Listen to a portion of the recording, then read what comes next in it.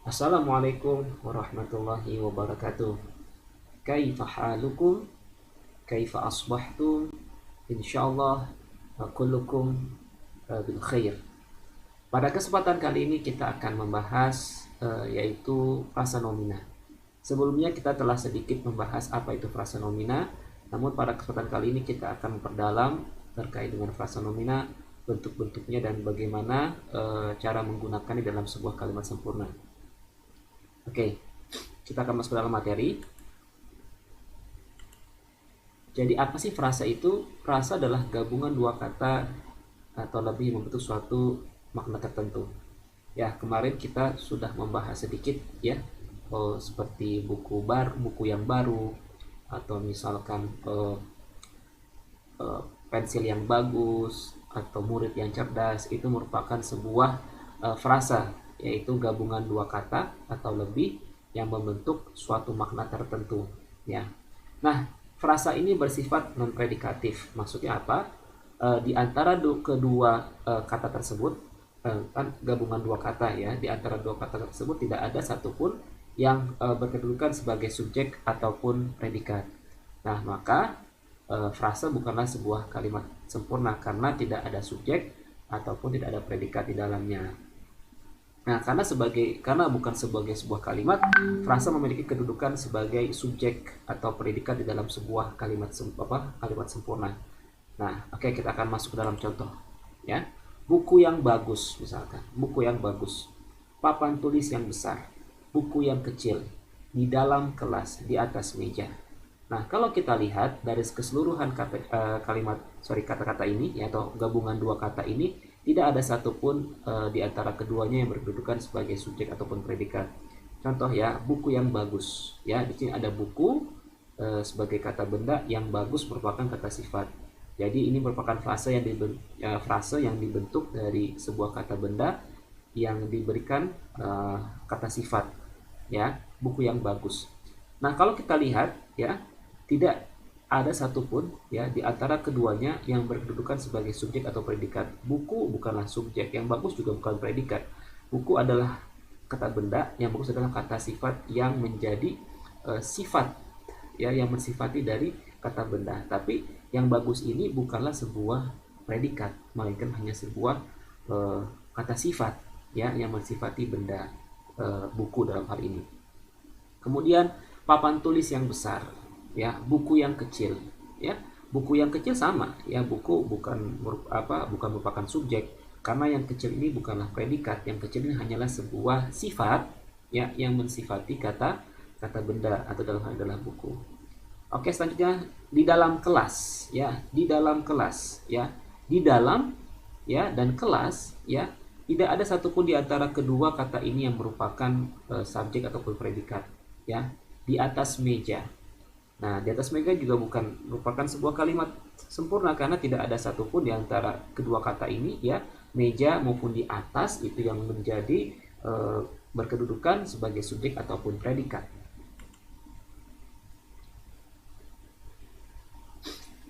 Nah, jadi karena tidak ada satupun ya di antara kedua kata, gabungan kedua kata itu yang berkedudukan sebagai subjek ataupun predikat, maka sebuah frase ya atau frasa nomina ini harus diletakkan di dalam sebuah kalimat sempurna, entah dia berkedudukan sebagai subjek ataupun berkedudukan sebagai predikat ya.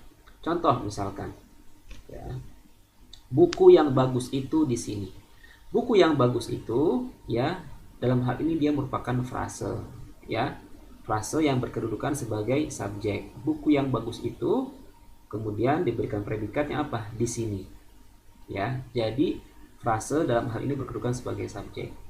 Nah, kemudian frase yang lain, di atas meja itu sebuah buku atau ada sebuah buku. Di atas meja itu merupakan frase yang berkedudukan sebagai subjek.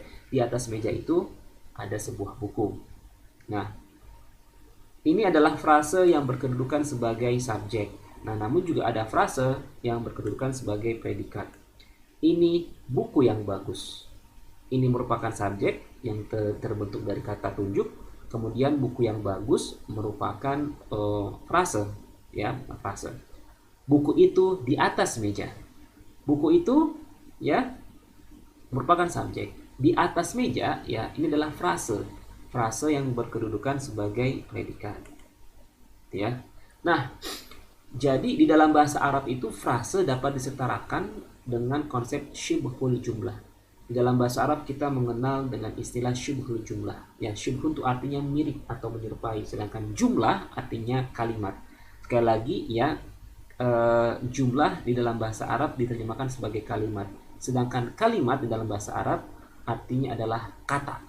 Ya, jangan sampai terbalik nih ya. Jadi ketika saya menyebutkan jumlah di dalam bahasa Arab itu artinya kalimat, sedangkan ketika saya menyebutkan kalimat ya al-kalimah di dalam bahasa Arab itu berarti dalam bahasa Indonesia artinya adalah kata. Nah, syibhul jumlah artinya adalah sebuah atau mirip atau menyerupai sebuah kalimat. Nah, dinamakan dengan syibhul jumlah karena secara bentuk ya, secara kasat mata itu bentuknya seperti atau memiliki kemiripan dengan jumlah mufidah. Apa itu jumlah mufidah? Kalimat sempurna ya. Disebut memiliki kemiripan dikarenakan dia tersusun dari dua kata ya atau lebih yang seolah-olah itu terlihat seperti kalimat gitu loh. Buku yang bagus ya, di situ ada buku kemudian ada sifatnya yang bagus. Itu dibentuk dari dua kalimat. Tapi sekali lagi meskipun ia terdiri dari dua kata ya, buku dan kalimat, buku yang bagus ya, buku yang bagus itu terdiri dari dua kata, tetapi tidak ada satupun dari kedua kata itu yang berkedudukan sebagai subjek atau predikat. Nah, tadi dikatakan menyerupai ya, tetapi ia bukanlah sebuah kalimat karena belum bisa memberikan makna yang sempurna layaknya sebuah kalimat ya. Buku itu bagus. Buku itu bagus merupakan kalimat sempurna, tapi buku yang bagus itu bukan kalimat sempurna ya. Buku itu bagus, buku itu merupakan subjek, bagus di sini kata sifat sebagai predikat. Tapi kalau buku yang bagus itu bukan merupakan sebuah kalimat yang sempurna, itu hanyalah sebuah frasa di mana buku disifati dengan kata sifat yang bagus. Nah, maka frase harus diletakkan di dalam sebuah kalimat sempurna sebagai subjek ataupun sebagai predikat. Tadi saya sudah jelaskan bagaimana meletakkan frase dia sebagai subjek atau frase sebagai predikat. Oke. Nah, jadi frase itu bentuknya bermacam-macam ya. Nah, salah satunya yang telah kita pelajari adalah frase yang dibentuk oleh kata benda plus kata sifat. Nah, di dalam bahasa Arab ini dikenal dengan istilah na'at man'ut. Ya, na'at man'ut. Na'at itu artinya sifat, man'ut artinya yang disifati. Contoh, ya, kitabun jayyidun, ya, kitabun jayyidun. Kitabun jayyidun ini merupakan sebuah frase, ya, dikatakan sebagai sebuah frase karena kitabun adalah kata benda. Nah, sedangkan jayyidun, ya, jayyidun merupakan sebuah kata sifat, ya, kitabun jayyidun. Ya, kitabun adalah man'ut, kata benda yang disifati. Sifat adalah jayyidun, ya, kitabun jayyidun. Nah, yang perlu dipahami adalah ya, dalam pola kata benda plus kata sifat ini kita harus memperhatikan ya, kalau kata bendanya itu adalah definitif atau kata benda yang sifatnya ma'rifah menggunakan alif lam, maka dia ya sifatnya juga harus menggunakan alif lam. Contoh ya, al-kitabu al-jayyidu, ya, buku yang bagus itu. Sedangkan di sini kitabun jayyidun, sebuah buku yang bagus. Kalau kita perhatikan ya, antara kitabun ya jayyidun ya, kitabun merupakan kata benda indefinitif atau nakirah, sedangkan jayyidun adalah kata sifatnya. Maka kata sifatnya harus ya mengikuti kata bendanya. Kata bendanya indefinitif, maka kata sifatnya pun harus indefinitif. Sedangkan yang kedua ya, al-kitabu al-jayyidu, al-kitabu merupakan kata benda kata benda definitif atau ma'rifah. Maka kata sifatnya pun harus ma'rifah ya. Nah, yang perlu diingat adalah ketika frasa berkedudukan sebagai subjek, maka kata bendanya harus definitif. Contoh, as-suqu al-kabiru huna. Nah, jadi kapan kita menggunakan yang definitif atau indefinitif, sekali lagi dikembalikan kepada teori yang awal. Yang namanya subjek, dia harus bersifat definitif atau menggunakan alif lam. Maka dalam hal ini ya, frase yang bersifat definitif atau ma'rifah itu harus diletakkan sebagai subjek atau diletakkan di awal kalimat. As-suqu al-kabiru huna, ya. Pasar yang besar itu di sini. Nah, tetapi kebalikannya, ketika berkedudukan sebagai predikat, maka kata bendanya harus indefinitif. Contoh, huna sahatun wasi'atun. Di sini ya terdapat sebuah lapangan yang luas, ya. Huna sahatun wasi'atun. Di sini ya sebuah lapangan yang luas. Di sini adalah subjek, sedangkan sebuah lapangan yang luas adalah predikat. Ketika dia berkedudukan sebagai predikat, maka kata bendanya harus indefinitif atau nakirah. Ya, jadi jangan sampai terbolak-balik ya, jangan dibuat pusing. Ini sangat simpel. Ketika dia berkedudukan sebagai subjek, maka dia harus definitif kata bendanya. Maka kata sifatnya pun harus definitif atau ma'rifah. Ketika dia berkedudukan sebagai predikat, maka kata bendanya harus indefinitif atau tidak menggunakan alif lam ya, dengan tambah tanwin di akhirnya. Maka kata sifatnya pun harus berakhiran tanwin. Gitu ya. Nah, contoh ya, kita akan mempelajari bagaimana sebuah frase yang ditambahkan dengan kata sifat. Nah, tentu ya kita harus juga mempelajari beberapa kata sifat yang sering kita gunakan. Kemarin kita sudah mempelajari beberapa kata sifat. Nah, kita kali ini akan mempelajari beberapa kata sifat yang baru. Contoh ya, yang pertama adalah kabirun. Ya, kabirun.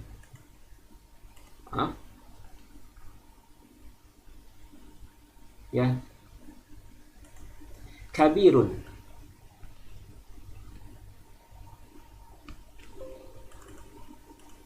Oke,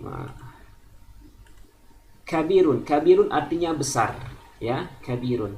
Nah, teman-teman jangan sampai lupa ketika kita ingin merubah sebuah kata sifat ke dalam bentuknya yang feminim, maka kita tinggal menambahkan tak marbutoh di sini. Kabirun menjadi kabiratun, ya. Wasi'un artinya luas. Ketika kita ingin merubahnya menjadi feminim, ya, maka kita tinggal menambahkan tak marbutoh di akhir. Wasi'un menjadi wasi'atun. Kemudian tawilun, ya, tawilun artinya panjang. Ketika dia dirubah menjadi menjadi sifat yang feminim, maka tinggal tambahkan tak marbutoh. Tawilun menjadi tawilatun. Nah, lawan dari kata besar adalah kecil. Nah, kecil dalam bahasa Arab disebut dengan shaghirun, qalidu ba'di. Shaghirun. Nah, shaghirun kalau dia dirubah ke feminim menjadi shaghiratun, ya. Kemudian lawan kata dari wasi'un adalah dayyikun. Dayyikun ketika dirubah menjadi bentuk feminim atau bentuk yang perempuan, maka kita tinggal tambahkan tak marbutoh, dayyikatun, ya, atau muannasnya bentuknya tinggal ditambahkan tak marbutoh. Selanjutnya adalah qasirun. Ya, qasirun artinya pendek, lawan kata dari tawilun. Qasirun ketika dia ingin dirubah menjadi feminim atau menjadi muannas, tinggal ditambahkan tak marbutoh saja menjadi qasiratun. Nah, ya. Contoh ya, kata benda plus kata sifat. Samakun shaghirun apa shaghiratun? Ya, samakun adalah shaghirun, ya. Samakun kabirun apa kabiratun? Samakun adalah kabirun. Hadza samakun kabirun wa hadza samakun shaghirun.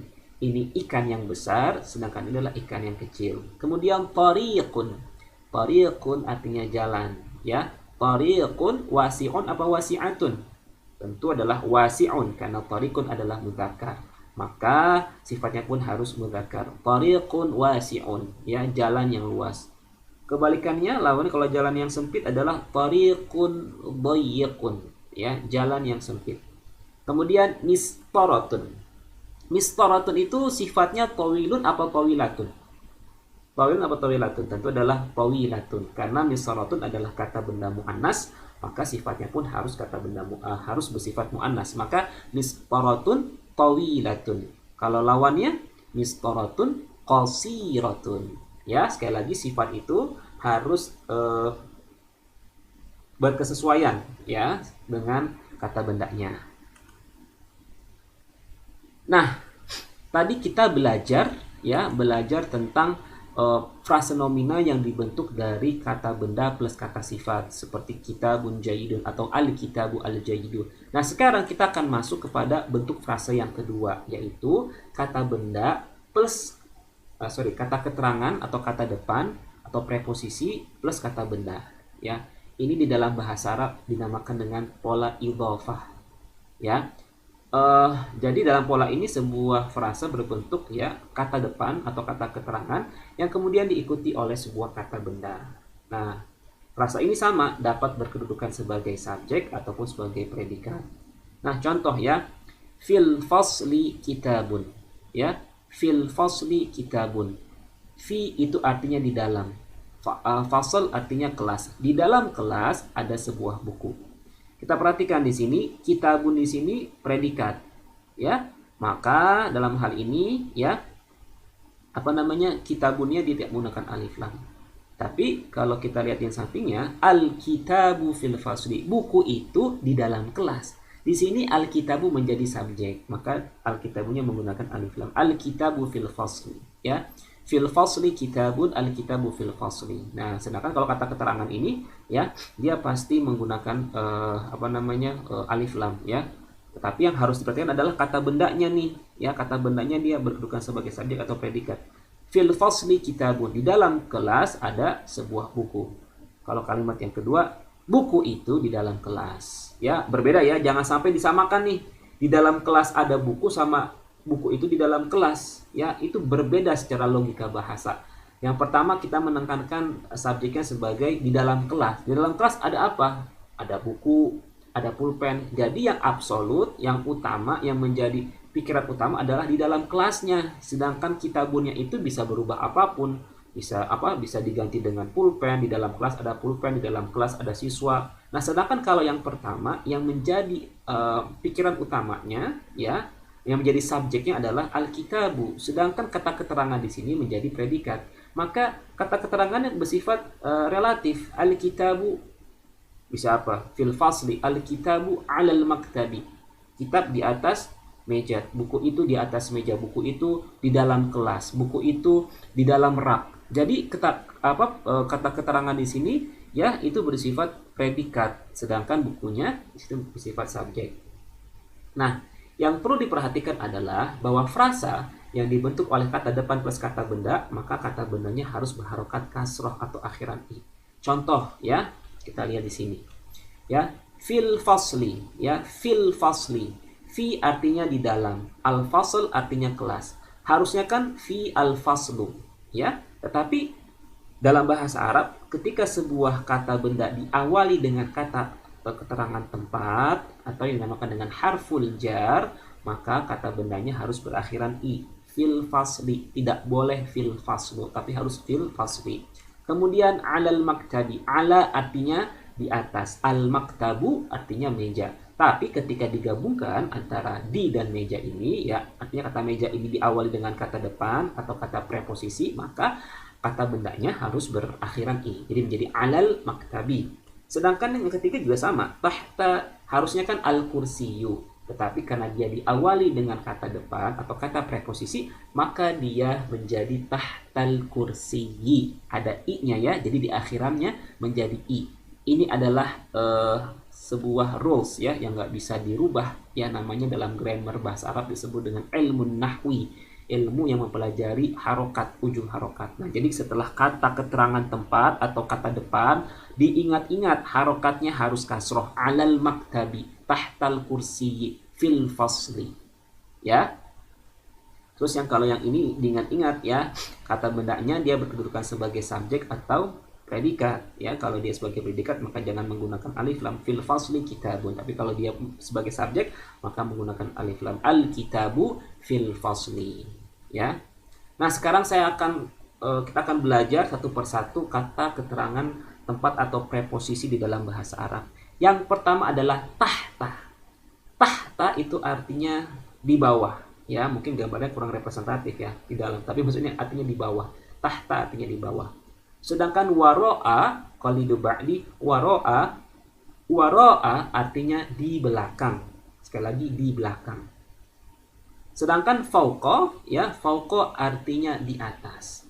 Nah, fauqa ini artinya di atas yang tidak bersifat menempel.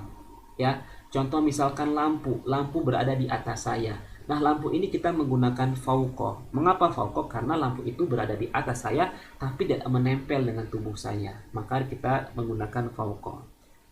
Selanjutnya adalah janibah, ya. Maaf, bentar.